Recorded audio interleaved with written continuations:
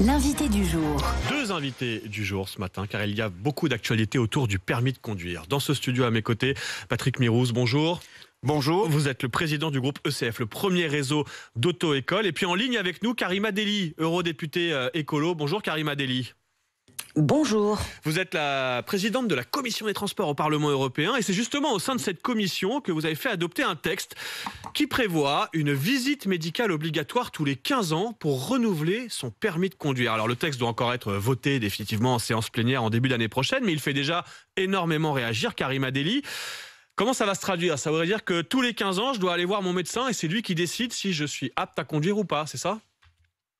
D'abord, c'est une visite médicale à l'obtention et ensuite au renouvellement. Oui, donc à 18 ans, puis ensuite à 33 ans par exemple, voilà. 48, etc. Ok. Voilà, le but est véritablement de vous suivre, notamment sur votre aptitude. Par exemple, lorsque vous avez votre permis de conduire, 15 ans après, vous avez peut-être des problèmes de vue et parfois vous ne le savez même pas. Donc cette règle est avant tout une règle d'anticipation, notamment parce que sur la route, on ne fait pas n'importe quoi. Je rappelle que nous avons un objectif européen à atteindre. Aujourd'hui, les derniers chiffres montrent que plus de 20 000 personnes ont été tuées sur les routes. Cette mortalité, nous avons un cap à atteindre. Nous devons réduire de moins 50% les morts et vraiment, les je précise, Karima Delli, que les 20 000 morts dont vous parlez, c'est à l'échelle européenne, évidemment. Mais donc, évidemment que l'objectif à travers cette visite médicale, oui, c'est de faire baisser le nombre de morts sur les routes. Alors, dans le texte que vous présentez, ce serait 15 ans. C'est aussi d'éviter des accidents très graves, monsieur. Évidemment, des blessés également, enfin de briser des vies, on va le dire comme ça, tout simplement, Karima Delli. Mais ce serait tous les 15 ans pour les véhicules légers, pour les motos, ce serait même tous les 5 ans pour les professionnels de la route. C'est déjà le cas pour certains professionnels de la route en France. J'aimerais qu'on accueille tout de suite Alain au 32-16. Alain qui nous appelle des Bouches-du-Rhône et qui est chauffeur routier. Bonjour Alain. Oui, bonjour. Alain, vous-même, vous passez déjà, j'imagine, en tant que chauffeur routier, régulièrement des visites médicales?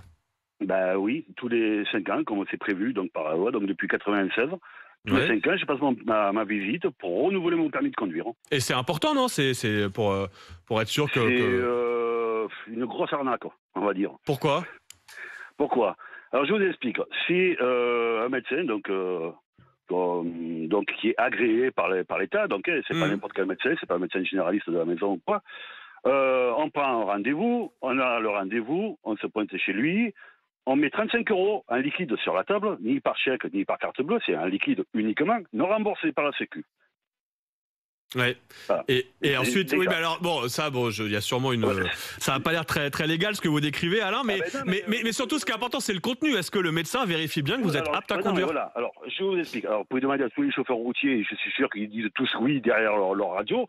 Le contenu de la visite médicale, ça se limite à la lecture des lettres. Vous savez que les lettres qu'on peut lire quand on passe, voilà, la lecture des lettres de ça. Et la question, deux questions. Est-ce que je bois? Est-ce que je me drogue? Oui ou non? Voilà, merci, au revoir, monsieur. 5 minutes. Oui, donc vous entendez, Karima Delli, le témoignage d'Alain qui nous dit la visite médicale, c'est loin d'être suffisant pour vérifier si une personne est vraiment apte à conduire. Alain décrit d'abord un questionnaire. Oui. Ce questionnaire, vous avez raison, il a lieu. Il a aussi cet examen de la vue.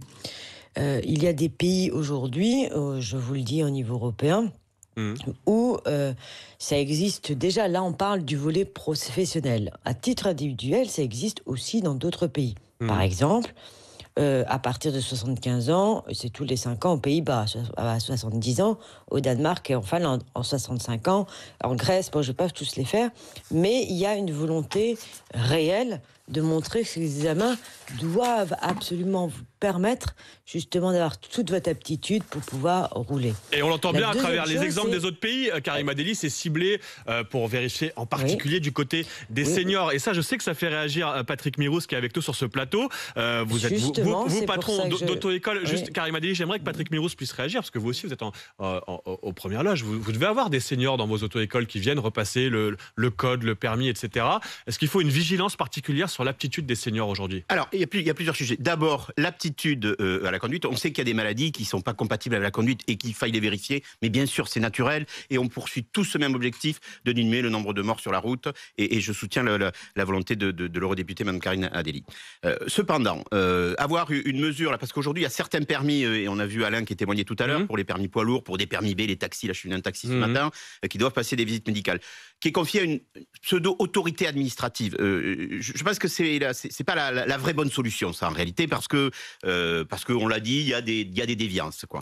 Je crois qu'il y a des médecins généralistes qui connaissent bien leurs patients et qui sont eux-mêmes capables de prendre en compte les difficultés, premières difficultés, acuité visuelle, diminution d'acuité visuelle, tension cardiovasculaire, et qui pourraient avoir, je pense, un regard sur le sujet. Concernant les seniors, là encore, c'est pas l'inaptitude, l'apanage, quoi, en fait.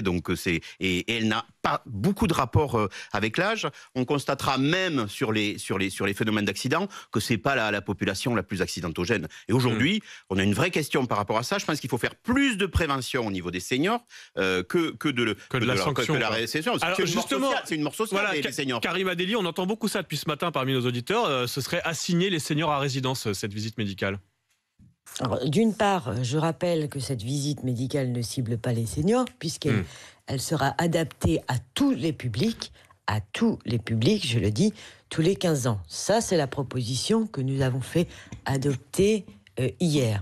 Sachant que dans certains pays membres, ou à la Commission européenne, ils sont beaucoup plus stricts. Par exemple, la Commission européenne prévoit de réduire la validité des permis de conduire à 5 ans pour les personnes à plus de 70 ans. Vous voyez, ça, c'est pas le projet et la stigmatisation des personnes âgées. Nous, notre but, c'est que tout le monde... Voilà, faites attention, nous ne sommes pas là pour stigmatiser. Notre attention va tous les 15 ans. Et alors justement, Karine Adeli, vous dites que ça concerne tous les âges. Sur le permis de conduire, il y a justement, et là je reviens vers vous, Patrick Mirous, des choses qui devraient changer en France dès le 1er janvier. Elisabeth Borne, il y a quelques mois, nous a dit le 1er janvier 2024, ce sera possible de passer le permis de conduire tout seul dès 17 ans. Et depuis, on n'en entend plus parler. Où est-ce qu'on en est? Qu'est-ce qui va se passer le 1er janvier? Est-ce que vous avez des infos? Oui, j'ai quelques infos. Mais enfin, je suis pas au gouvernement, moi. Je suis pas encore. Pas encore. Merci de cette. Est-ce que vous savez, parce qu'on n'a pas eu l'info, nous. C'est dans 3 semaines, là. Qu'est-ce qui va se passer? On est le 10 décembre. Effectivement, il reste plus que 3 semaines. D'abord, le permis à 17 ans, c'est quoi? C'est favoriser la mobilité des jeunes, et c'est plutôt dans les territoires pour des jeunes qui travaillent et qui se lèvent tôt et qui n'ont pas des moyens de transport en commun. Donc, nous, on soutient la mesure, et vous le savez. Maintenant, il faut qu'elle arrive. Le permis à 17 ans, ça existe déjà pour les conduites accompagnées. On peut déjà passer le permis à 17 ans, on n'a pas le droit de conduire. Donc ça, je le rappelle. A priori, et les informations que nous avons, sous toute réserve, c'est un décret de la Première ministre qui a annoncé cette mesure, qui devrait paraître et qui est dans les mécaniques de l'État, je vais dire comme ça, et qui serait en validation au Conseil d'État. Mais c'est toujours dans les tuyaux pour le 1er janvier. Nous, les derniers échanges qu'on a avec la direction de la sécurité routière sont que, visiblement, il n'y a pas d'inconvénient majeur pour que cette mesure arrive. Et qu'est-ce qui change concrètement le 1er janvier? On peut passer le permis à 17 ans. Alors, il y a une inertie. Vous avez raison de dire que ça tarde un petit peu parce que on va passer le 2 janvier le permis parce qu'il y a des phénomènes de place. Et voilà. Ce qui va changer au 1er janvier, c'est qu'effectivement, des personnes qui ont fait le procédé de conduite accompagnée, qui passent déjà le permis à 17 ans. Vous avez ce mois-ci des jeunes qui ont fait la conduite accompagnée depuis 15 ans et qui passent le permis à 17 ans et qui ne pourront conduire qu'à 18. Au 1er janvier, ils pourront conduire à 17. En fait. Et alors, Patrick Mirous, j'ai une question. Ces jeunes-là qui passent le permis en ce moment, il y en a peut-être la moitié qui ont triché à l'examen du code. On a eu ce chiffre hier qui nous annonce, c'est le chiffre du syndicat des inspecteurs qui nous dit qu'il y aurait désormais 40% de fraude à l'examen du code de la route. On le rappelle, depuis 2016, le passage de l'examen du code a été privatisé pour raccourcir les délais. Ce sont des centres d'examen qui ont poussé un peu partout. Et on nous dit que depuis, la fraude aurait explosé. On parle de surveillants véreux, d'auto-écoles complices. Vous êtes patron d'auto-école. Est-ce que vous le constatez sur le terrain? Est-ce que vous confirmez ce chiffre-là de 40% de fraude à l'examen du code? Alors scientifiquement, je ne peux pas confirmer le chiffre. Donc, par contre, il n'y a pas de fumée sans feu. Vous avez raison, on en parle, on commence à en parler. Il y a des centres qui ont été fermés. Il y a 80 centres, visiblement en France, qui ont été fermés dans le cadre de la délégation de services publics. La conclusion, c'est quoi? Je vais aller à la conclusion. Si vous dites qu'effectivement, le service privé peut-être est moins étanche que le service public pour ce sujet-là, je vais vous répondre oui. Pour ma part, on est très très attaché. On a soutenu la mesure parce que on était bloqué à l'époque. On ne pouvait plus passer le code. Faut pas il y avait des délais incroyables. C'était 6 mois, ça coûtait cher. En effet, aujourd'hui, ça va plus vite, mais il y a de la fraude. Alors, qu'est-ce qu'il faut? Il faut plus de contrôle, c'est ça, dans ces centres? Il faut que l'État mette en œuvre des contrôles renforcés. Je sais que c'est pas facile pour assurer effectivement le dispositif et qu'il faut qu'il soit encore plus précis et plus rigoureux sur les agréments de cette délégation de service public. On verra Patrick Mirousse, président du groupe ECF, premier réseau d'auto-école. Merci d'avoir été en direct avec nous ce matin sur RMC. On remercie aussi Karim Adeli, eurodéputé Europe Écologie Les Verts. On va suivre de près le vote définitif au Parlement européen qui est programmé en début d'année prochaine au sujet de la visite médicale obligatoire à 15 ans. Et puis Patrick Mirousse, vous nous confirmez que c'est toujours dans les tuyaux, que c'est actuellement peut-être au Conseil d'État ce décret qui doit arriver pour le 1er janvier et le permis à 17 ans. Il est 7h51.